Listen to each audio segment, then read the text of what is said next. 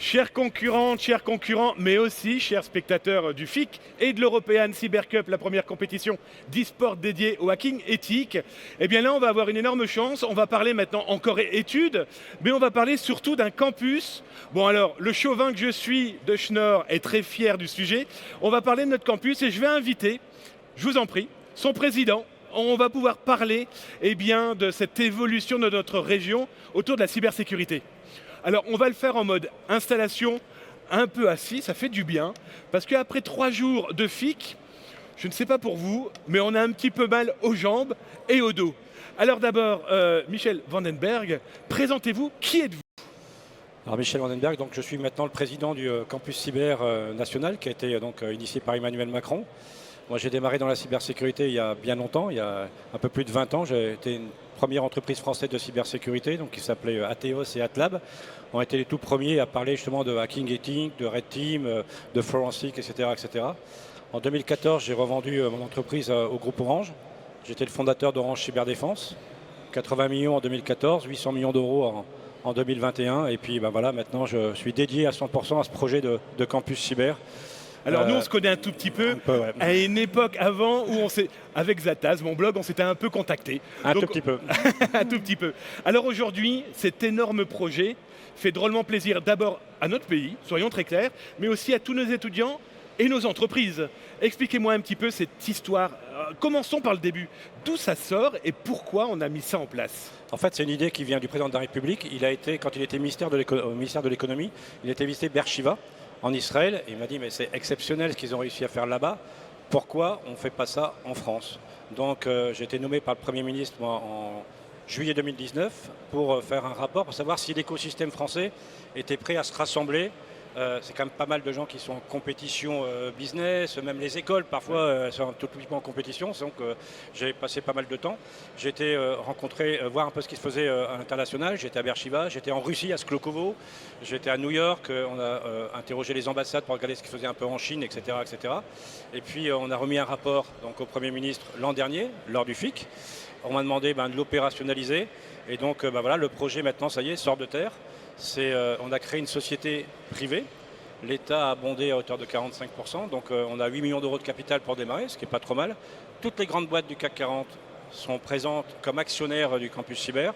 Et puis ensuite, on a donc, les grands industriels de la cybersécurité qui seront présents. Thales, Orange, Sopra Steria, Atos, j'essaie d'oublier personne, etc., etc. Toutes les PME, e-tracing, Advance, voilà, des PME régionales. On a les gens des startups, plus de 60 startups.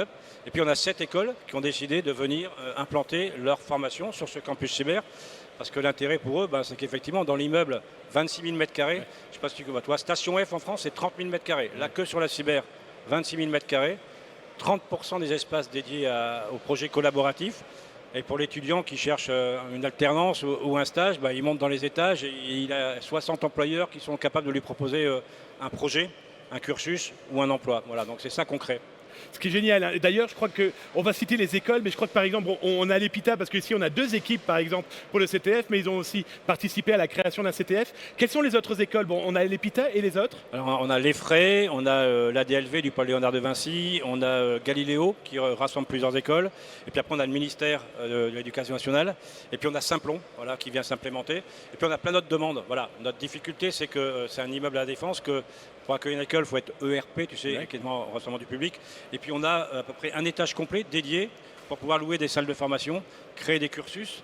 Puis ce qu'on voudrait faire aussi, c'est créer des choses qui n'existent pas. Du reskilling de ressources. On manque de ressources. Tu as plein de bons ingénieurs réseau qui ont envie de venir vers la cyber. On va pouvoir les accueillir, des formations intra-entreprises. C'est un peu tout ça qu'on va mettre en place. C'est dynamiser un peu l'écosystème cyber. Avoir cette ruche dans votre main qui commence à bourdonner, on est dans quel état d'esprit là? C'est extraordinaire, voilà, pour finir. Voilà, moi je m'éclate complètement.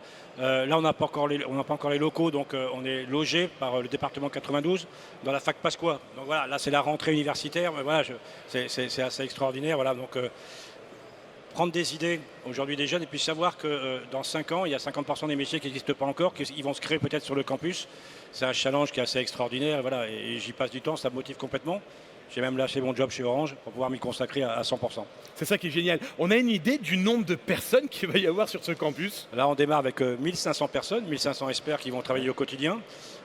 Au début, on pensait partir sur 10 000 m². Là, c'est 26 000. On a plus de place déjà. On réfléchit déjà à des extensions de ce campus cyber. Et puis voilà, ce que je voulais souligner aussi, c'est qu'on parle maintenant des campus territoriaux. Il y aura un campus dans la région des Hauts-de-France. Voilà, on est en train de travailler dessus. On va faire la même chose dans la région Rhône-Alpes.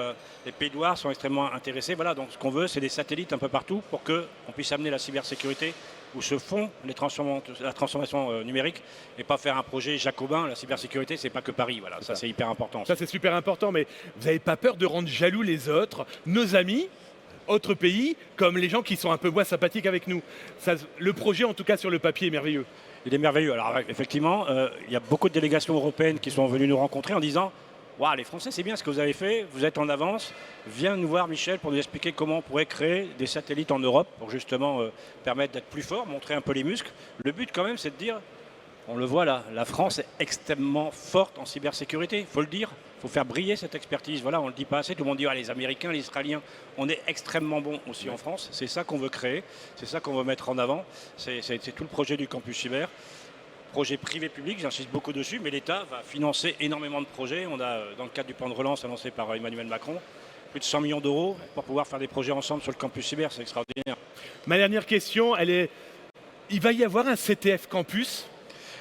C'est justement, on est preneur de toutes les initiatives. Voilà, c'est exactement. Voilà.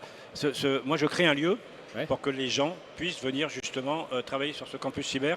Et on veut faire ça. Voilà, c'est-à-dire que 30% d'espace appartiennent à personne, donc appartiennent à tout le monde. Et ce qu'on veut créer justement, c'est des endroits de collaboration où le gars d'Atos, il va venir discuter avec le gars de Cap et le gars de la start-up. Et puis le soir, ils vont rester autour d'une planche et d'une bière et puis créer un peu cette émulation. Et puis voilà, ce que vous avez fait aujourd'hui, c'est extraordinaire. Donc si on peut le répliquer, on n'hésitera pas. Michel Vandenberg, merci. Merci Damien. Bon travail, parce qu'il y a du travail. Merci beaucoup, bonne journée et bon courage à tous. Merci. Allez, nous, on se retrouve dans quelques instants pour parler OSINT. Et bien sûr, n'oubliez pas, à 16h30, on va avoir la remise des prix. Tout ça est à suivre en live aussi sur les réseaux sociaux, sur le Twitch Zataz, mais aussi sur le site du forum, forum-fic.com. À tout à l'heure.